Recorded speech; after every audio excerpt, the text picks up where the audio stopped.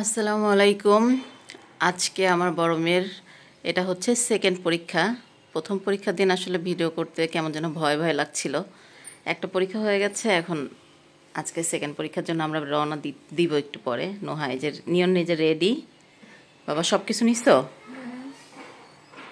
হ্যাঁ, এই যে ফাইলপত্রে অ্যাডমিট কার্ড, রেজিস্ট্রেশন সব কিছু নিয়ে নিছো তো? এখন সবাই দোয়া করবেন। হ্যাঁ অবশ্যই, ইনশাল্লাহ সবাই দোয়া করবে।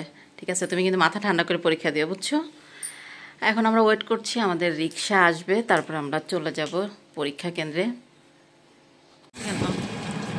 আমরা এখন রিক্সায় আছি। আমাদের বাসা থেকে যেখানে পরীক্ষা সেখানে যেতে এতক্ষণ কত লাগবে? 20 মিনিট মতো লাগবে। এই যে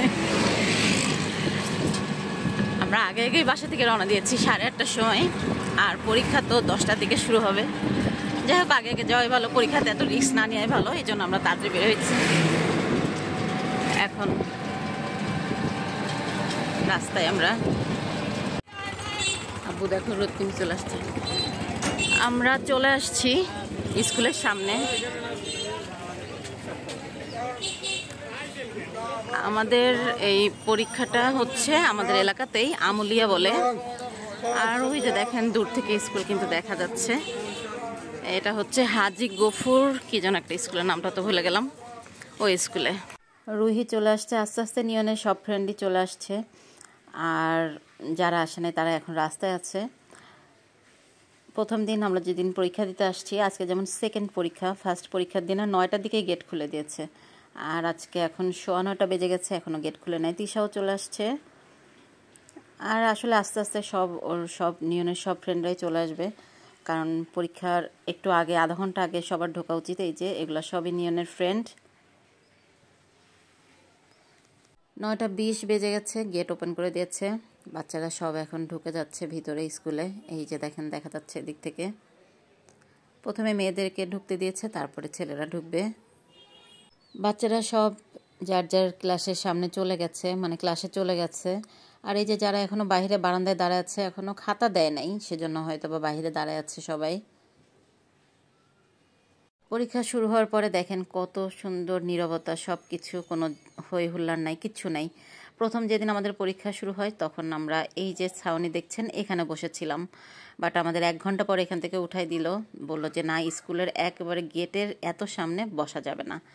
আর আজকে কেউ বসার সাহসই করে নাই, একেবারে ফাঁকা। আর প্রথম যেদিন আমাদের পরীক্ষা শুরু হয়েছিল সেদিন অনেক মানুষ আসছিল, আসলে ফার্স্ট পরীক্ষা তো, তাই জন্য। আজকে কিন্তু অনেক কম গার্জিয়ান আসছে, মনে হয় শুধুমাত্র বাচ্চার সাথে একজন একজন করে। আর এই যে অনেকগুলো অস্থায়ী দোকান আছে যেখানে সবাই খাওয়ার জন্য অনেক কিছুই পাবে। আর এত মানে কেমন একটা প্লেস, বসার জায়গা খুবই কম, অনেক অভাব এটার। আমাদের আসলে 3 ঘন্টা পরীক্ষা, আর 3 ঘন্টা এক্সাম মানে তো বসে থাকা যাবে না। আর সব থেকে টাইম স্পেন্ড করার একটা সবচেয়ে ভালো উপায় কি জানেন? বাদাম খেতে হবে, ছোলা খেতে হবে, সিমের বিচি খেতে হবে, তাহলে 3 ঘন্টা অনায়াসে চলে যাবে, ঠিক না চাচা?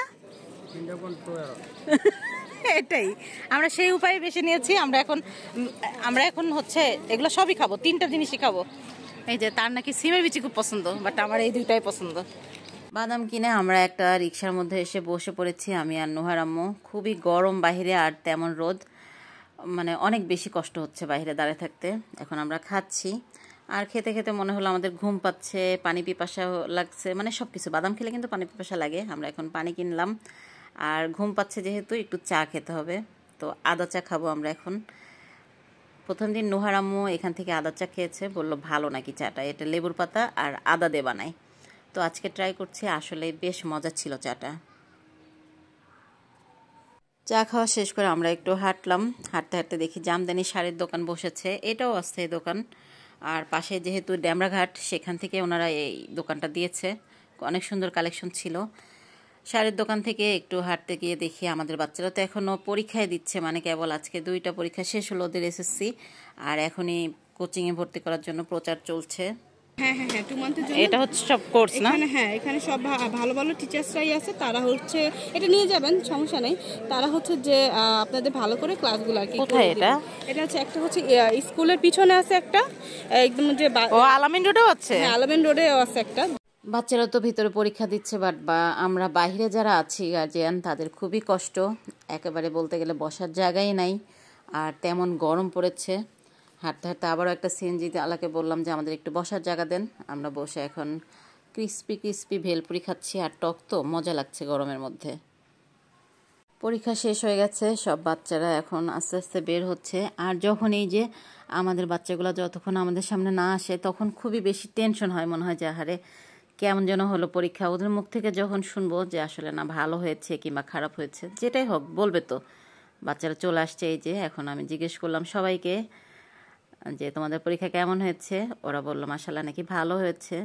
যাই হোক, আজকের মতো এখানেই শেষ করছি। এটা একটা আসলে র্যান্ডম একটা ব্লগ ছিল যে পরীক্ষার কেন্দ্রে এসে আমরা আসলে কি করি, বাচ্চারা প্রথম থেকে লাস্ট পর্যন্ত একটু দেখানোর চেষ্টা করেছি। সবাই ভালো থাকবেন, দোয়া করবেন আমাদের জন্য। আল্লাহ হাফেজ।